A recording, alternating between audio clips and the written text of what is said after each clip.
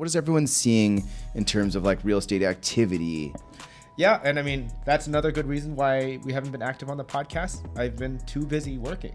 I think the sentiment is that, real estate is picking up again. I mean, I had 2 months where I didn't show a single home. I didn't do anything. We were happy to record a podcast because what else did we have to do? Right. And it's interesting that you say that because like most of the time we're looking at stats, right? But this type of activity is more touches and feels of how like people are getting ready to buy. That's not as measurable. My book of business is way up, probably at its highest level ever, and maybe that's just me maturing in the business as a realtor. We were to think back to 2021 or so when rates were 3.5 and everybody was bidding like crazy up on everything, and then rates slightly went up to 4.25, and I remember my clients being so upset, angry, like, I missed the boat. Well, I'm done. Yeah.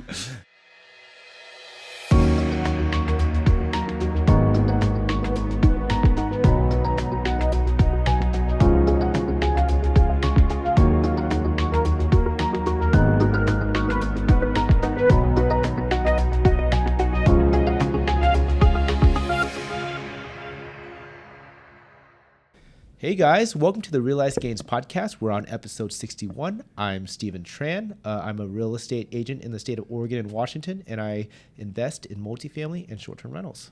And I'm your co-host, Jordan Lee, mortgage lender based here in Portland, Oregon, licensed in 9 states.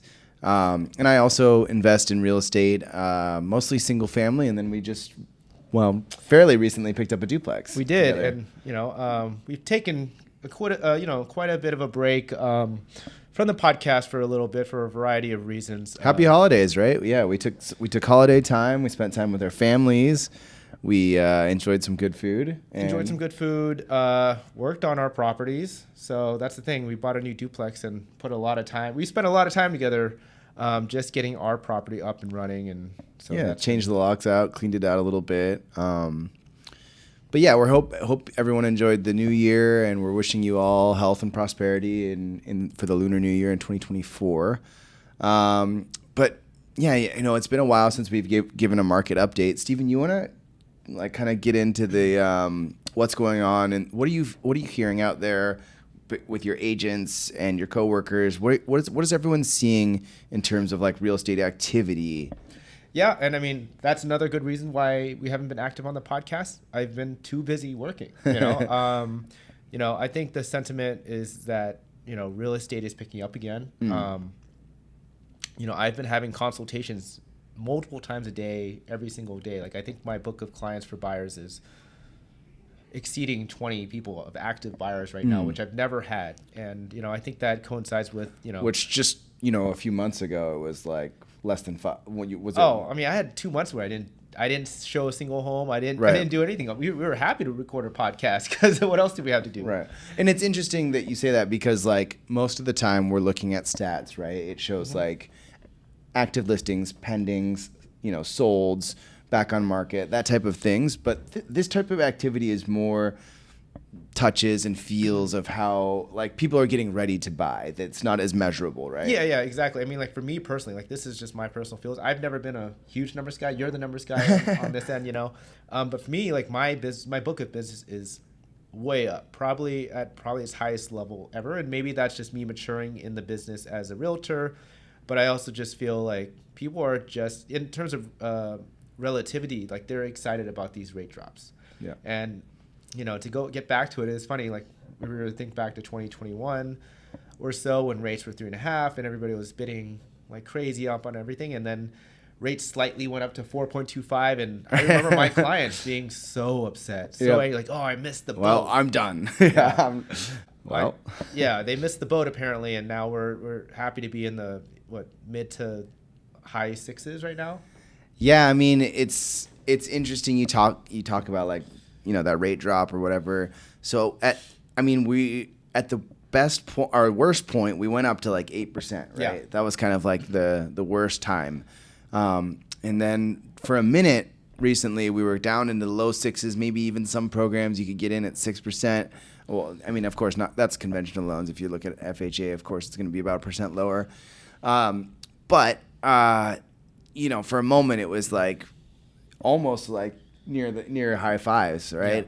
But now it bounced back up, of course, as these things do, right? As rates trend one way or the other, it's never just like a straight like line down. It's always a little bit bumpy, and so they bump back up to 7%. But I think part of it is that, it's been a year now, right? If you look at rates this time last year, we're only about 3/8 to 0.5% higher than we were this time last year. So I think people have gotten used to rates at where they're at, right? Nobody's used to the 3% anymore like they were exactly. a few years ago. It's like the same thing as stocks. Like, you shouldn't try to catch a diving knife, in the sense of, we're never going to just lock at the lowest. We're not, what's the word? We're not fortune tellers able to tell the future like that. So I think this is what I've been telling my clients, and I think a lot of us agree. Like, we're still in a good opportunity to get a good price point. Yes, activity is picking up, and yes, there have been a couple situations where we've had to go against a couple offers, but it's not 20. And like, a lot of these are okay. So you're not seeing huge multiple offer situations. Some more than I was before. I mean, when we were at the 8s, and I was one of the lucky few agents who were getting deals across the table. Like, we were getting $50,000 off, $25,000 off, getting everything we wanted in inspections and more. Now I think it's still a fair negotiation. I think it's never really changed from a seller's market because of inventory. Inventory's never really picked up. But yeah, it is getting a little bit more competitive. But like I said, it's a lot of people are seeing the news that rates are going to drop by the end of the year. So people are waiting. A lot of like I said, the people who are not talking to an agent and making their own assumptions that they're just going to wait till rates drop. Well, as an agent, I can tell you, when the sentiment of real estate is very high and everybody's very excited for 5, which I think is kind of funny.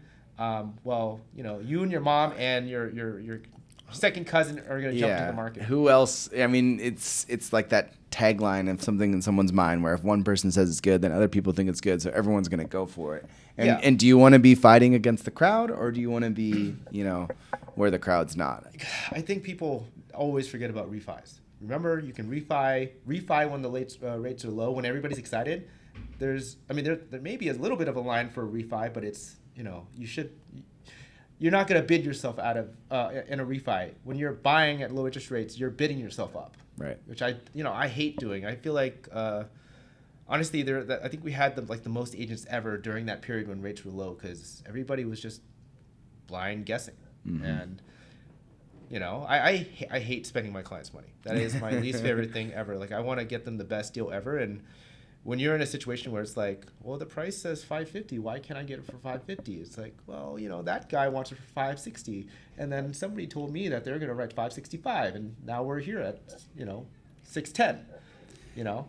Yeah, I still think that it's right now there's opportunity to get closing costs negotiated. In the last probably 8 contracts, I had 3 of them that were getting all of their closing costs and a 2-1 buy down paid for, which was anything from something around $20,000 in closing costs paid for, which I would say is not crazy unusual for the marketplace right now. No. I mean, yeah, like buy downs. I mean, I feel like sellers have gotten used to, like, okay, we need to incentivize these people with rates the way they are, because honestly, if we didn't have any of these buy downs or concessions, most homes are not affordable to the regular public unless you're buying something beneath your standards. So that's the frustrating part. But like, I literally just closed a deal yesterday, and we got in the initial, not even during the inspection, during the initial contract offer, I was like, I want a new roof. I want a brand new roof. Yep. And that's what we're negotiating to the contract. And they were happy to make it happen. Yeah. That's interesting. So this new activity that you're seeing, Stephen, are your buyers, is it a lot of people that are first-time home buyers, or are you starting to see people that are move up as well?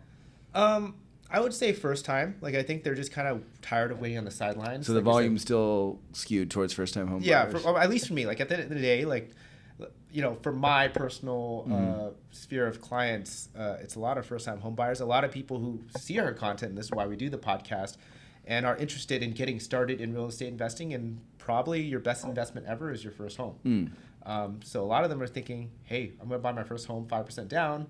And through our consultations, I'll advise them, hey, yeah, this payment is not going to cash flow because everybody wants cash flow at first with their first property. Right. But we take our time, wait for the market to generally appreciate, wait for rates to drop. And when there's a good opportunity, like luckily we don't have to be one of those people bidding up the price on a home. We can just refi, and hopefully we get to break even. On a 5% down, loan house. So I think there's opportunity to break even, or at least get close, with the rate drop. If you're like renting out a couple of rooms, you mean? Yeah, rent out a couple rooms.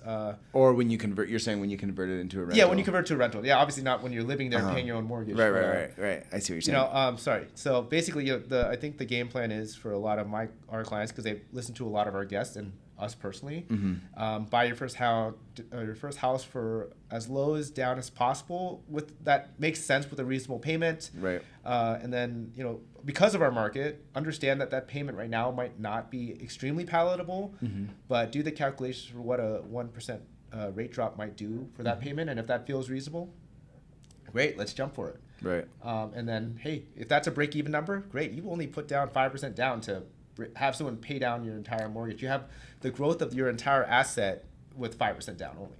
So yeah, and I mean, so I saw this study from Fannie Mae and Pulsonomics where they interviewed, they took data from 100 leading economists, both economists, a mix of economists and in academia, and then also industry folk. Yeah. And there's a wide variety in what they forecast or predicted in prices over the next 5 years. But if you took the average of these 100 experts, and historically this report has been conservative, they do it every year, and they're looking forward, they're predicting 25% appreciation over the next 5 years. Yeah. So, when you get 5% appreciation on a $500,000 house and you're putting only 5% down, I mean, that's basically making your money back in 1 year. I mean, it's not perfect, of course, there's other expenses, but it just goes to show the value of leverage and investing in real estate and why we get excited about 5% appreciation, whereas the layperson might be like, oh, well, why don't I just put in the S&P 500? That's what it averages, right? Yeah, let's do a simple example, and I'll start with my 2019 fourplex. I mean, I put $35,000 down, including closing costs, to get a $675,000 fourplex. And like at the end of the day, I got all the appreciation for that property. That property went up within a year, $130,000, and this is not normal. This is multifamily. Your timing was good. It was back when FHA didn't have that rule where you could actually put 3.5% down, and they didn't have their feasibility study. But I mean, you think about it, just straight numbers and numbers. I put $35,000 down to make in equity an extra $130,000 within a year. So you 3x your money in 1 year, which is crazy. And, I mean, equity is not the same as cash, right? No, of course, but that's still your net worth. That's your asset that you own. Yeah. And that property has only gone up from there. And even when you do something like make an investment in stocks like that, when you sell it, you have to pay capital gains and everything. And so you're not. Maybe there's a way to leverage stocks, and I'm not, like I said, an expert on stocks, but you generally put the money you're buying. You're buying the stock for what it's worth, and then hopefully it grows. So if it grows 10%, you made 10%. Right. You put $100,000 in stocks, you made 10%. You're at $110,000. Right. You put $100,000 into real estate, and that property grows X amount. You make way more because you're leveraging. Because of your leverage. You're making the growth. If that property went up 10%, let's say it's $1 million house, then you just made $100,000. Yeah. In that example, you might have doubled your money, but we're kind of just playing around with numbers in a sense where like we love leverage. Point being, we get excited about 5%. Oh yeah. Yeah. I wouldn't be excited about 5% in stocks because I mean, what's the S&P average over the last 100 years? Like 8%. I mean, yeah. Roughly. Which is 8, but 5% in real estate is great when you're leveraging. If you're paying cash, it's like buying stock. Right. So leverage is good because. Yes, understand you're paying interest, over that time, but as long as it makes sense, and like you said, when we're looking at an investment, somebody else is paying that for you. Even if they're not paying the entire thing, it's still better than any other asset. The other assets you're paying your own money in for the entirety of it. So, true. So we've talked about our portfolios a little bit.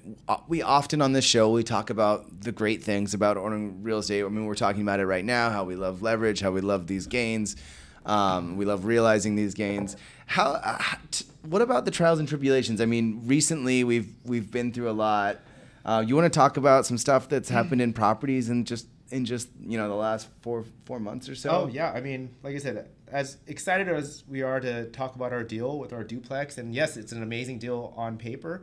I mean, there's a lot of things we have had to do. It is a lot of work, and at the end of the day, we always talk about passive income. Well, how passive is it?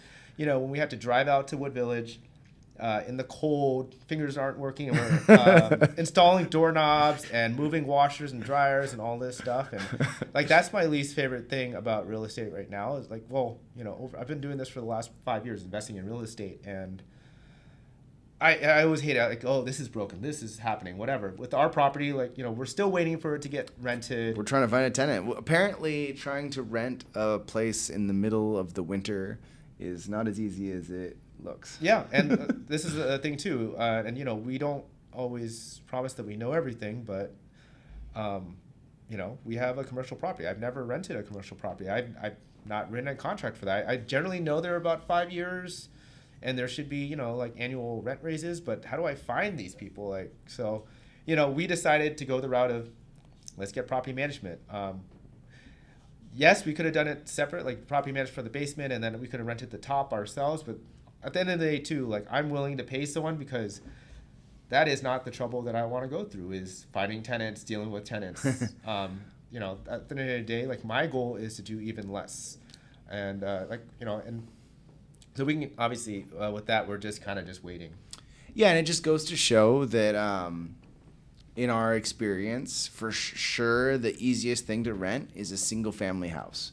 Yeah, that's like the most desirable product on the market. Our duplex, it's mixed with some other houses. There's not much land with it.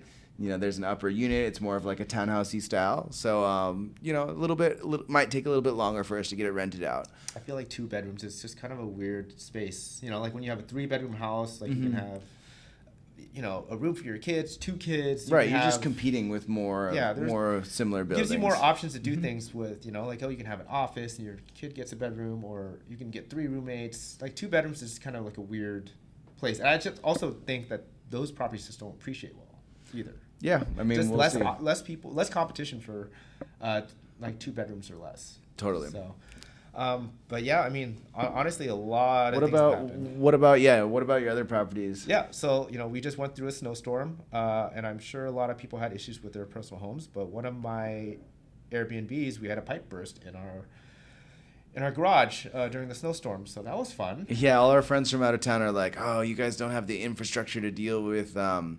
We'll deal with it. I'm like, well, so what happens here is we have power lines, right? So the trees freeze, and then you get wind. Trees come down on the power lines, and then there's no power.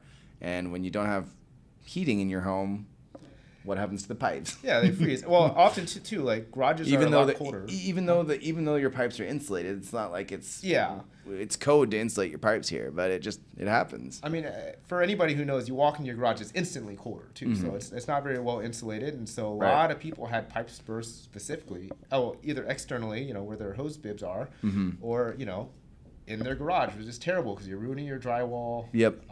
It's just a lot. And honestly, I have not even seen one. Luckily, like I said, this is the nice thing about property management is I've never seen any pictures. I was just told about it. I'm going to pay for it, and I don't want to deal with it. But it was very annoying. Hopefully, insurance is going to cover it. But at the end of the day, nothing is free. Right. And that's one of the expenses of owning a home, owning property. One of the things that you have to deal with. One of my rentals, they're having a leak somewhere. We sent a plumber out, wasn't able to identify it, so we're going to send someone else out. It's just like little things. I had a pipe in my house burst. Luckily, we were able to get that fixed pretty quickly, just a 8-inch section. Yeah, I mean, like I said, this is another reason we haven't been doing the podcast. Like, just so many issues everywhere. I'm having a tenant issue at my property in Vancouver. I've been trying to be lenient. I always try to be a good landlord, try to give people opportunities to pay, but when they miss multiple deadlines, it's really tough. Yeah, they missed payment for like 4 months or something. 4 months straight, just trying to work with them, trying to get them to at least like get rental assistance and give me proof that they're doing. All I wanted was proof, and just the fact they aren't showing me even the bare minimum, like I'm not even asking for the money. It's like, just show me proof you've been talking to somebody. Show me you can follow up. Show me you can be proactive and tell me when things are going to happen.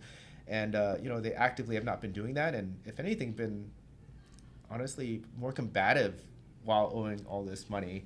Has kind of told me like, okay, like, there's sometimes I do have to take the emotion out of it and just go for the eviction. That's what I did yesterday. Not necessarily the optimal solution for everyone, but like at some point, I mean, you can't just. Well, like I said, if people aren't gonna. Yeah, you gotta pay the mortgage, right? If they're not gonna work with you, that's the hard part. Like they clearly aren't listening to my instructions and reaching my bare minimum standards. They wanted to create a payment plan where they would continue to grow their debt, which doesn't make any sense. And I just had to tell them, it's like, look, if you can't afford the place, like this is not the right fit. Like I let you come into this place because your numbers were looking great then. Yep. And yes, things change. Yeah, things change, things happen, or I don't know, maybe I was defrauded some way or somehow. But they have not paid a single cent, and it's frustrating. And like I said, I'm as frustrating and upsetting as that is, somebody owes me $6,400 and has been extremely combative with me the entire time, and it feels like they're stealing from me. Luckily, this property cash flows without them, right? And I make a profit. The benefit of having multiple units, right? Yeah, and that's why I love my multifamily. I have to, like I said, I can get frustrated that this person owes me all this money and is basically squatting my place and feels entitled to talk to me a certain way when they have not paid a single dollar in rent. But then I just have to think that I'm in a good situation, and that I should take my emotions out of it and just kind of take the steps I need to do to protect my interests, and that's what I did there.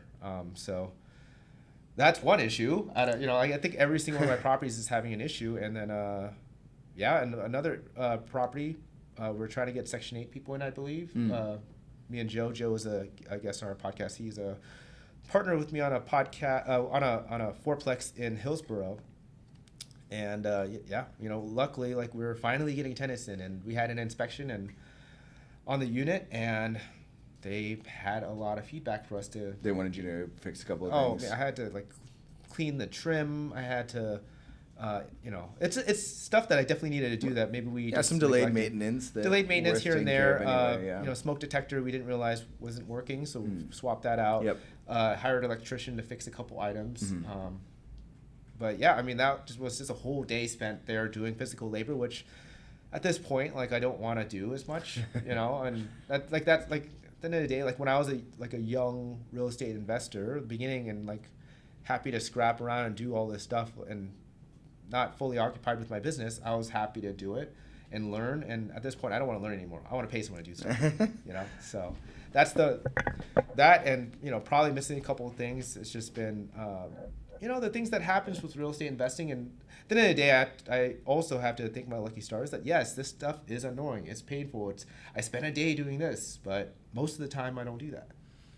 Well, unfortunately, because you have invested and you have savings in those and you have extra passive income from it, it offsets that and it puts you in a position to be prepared for that to happen. Yeah, you get, like I said, you get used to a certain amount of your bank account. Get used to, and then when these things happen, a pipe bursts or some emergency or something breaks. Oh, my washer broke, so that was a fun charge. But that's what it's there for. And hey, these properties, they take work. And if you're willing to do it, you can save yourself a couple $100 by not paying property management. For me, at this point in our investing careers, I want to do less. I want to context switch less. Yep. I want to do more podcasts. Fair enough. More podcasts, sell more houses, and have my investments grow for me. But I don't want to constantly be thinking about 5 different houses at once, which is frustrating. But that's just real estate. Sometimes it can be really frustrating, and but at the end of the day, it's been the best wealth builder in my life so far. There we go. Yeah. Well, to kind of look at wrapping things up, I saw a statistic in the market that I thought was interesting. So currently, folks that are at an interest rate above 5% are just as likely to respond to a survey saying they're interested in selling their house as folks that are below 5%. Interesting. And before, when this survey was happening, it was like people that were below 5% were like, no, I'm not selling right now. Of course, yeah. And so I think, as we were kind of mentioning earlier, that people are getting used to the rate environment. And this is only going to continue to increase as, we're seeing inflation numbers continue to come down. A big portion of the inflation reports are based on rent inflation, and rent inflation numbers are always delayed. And, actually right now at this point, year-over-year rents are down, even though some of the inflation reports are showing rental inflation is still up. So I think we're going to continue to see inflation continue to come down. And as that comes down, mortgage rates will also come down, and that's just going to bring more people into the market. So I think, that's going to make things more competitive. There's going to be more people offering. It will bring more sellers out too, which will bring some more supply. I did just recently get somebody that wanted to move up after having and talked about monthly payment and everything. And they're like, oh yeah, that sounds good. We'll probably be doing this in a couple of months. After not having those kinds of conversations for quite a while, the conversation was, oh, what's the monthly payment? Oh, no, that doesn't work. I'm not doing that. Yeah. It's like so few people were wanting to move up. But so I think, it's definitely worth looking at buying now before the competition gets fierce. Oh no, of course. Like I said, I will always mention this to my clients that I think the price point is where you build the most wealth on your home. So I love getting a low price point. For me, that is my pride and joy, is getting a deal for my clients. Like I said, I am not looking forward to, and like I said, forecasted by the end of the year or roughly so, we'll be closer to the low fives. Hopefully we'll see. But, like I said, it's just, you don't need a skilled agent to say that, to put a high number over listing price. Right. Because you're not getting anything else. You're not going to get any concessions while you're paying $50,000 over, If anything, you're taking things away. Less inspection time, less this, you're competing. And, I just, at the end of the day, I try to do the least possible to win the deal. At the end of the day, I don't want to drastically blow anybody out the water and get my client a bad deal. But it's just not a good feeling, because at the end of the day, the perception is, this is the price. Why am I paying so much more? Nobody ever feels great about that. Yep. So, like I said, still finding opportunities to, if it's not at list price, getting something, some concessions up front before even doing the inspection. Like I mentioned, the roof. I had to pay list price for that, but we got the roof, which is on a smaller house, 12 to 13 grand. On a huge value add. Yeah. Exactly. So technically I could think of it that way, but at the end of the day too, you're just fixing the house you're living in. But like I said, we're not getting to a place where we're offering over on a house that has a leaky roof that they're not going to fix, because they're just we have competition for this house, and we can move on and just ignore that. So it's just the worst negotiating hand you could possibly have, when you just that seller knows is well, I'll get a better offer than this if I put it back on the market. So screw you. And so like I said, I will still be selling houses during that time. I will be advising as much as I can, but right now is still a time where price points are reasonable. And I will say again, refinance when rates are low. Do not buy when rates are low. So that's the general lesson. And like I said, that's why I have 20-ish active buyers right now. 20, somewhere in the high numbers. It's hard keeping track of them. That's why I needed that break. But yeah. Well, great. Thank you so much for tuning in. And again, we wish you longevity and prosperity in the year of the dragon. Yeah. Happy Lunar New Year, everyone. Thanks.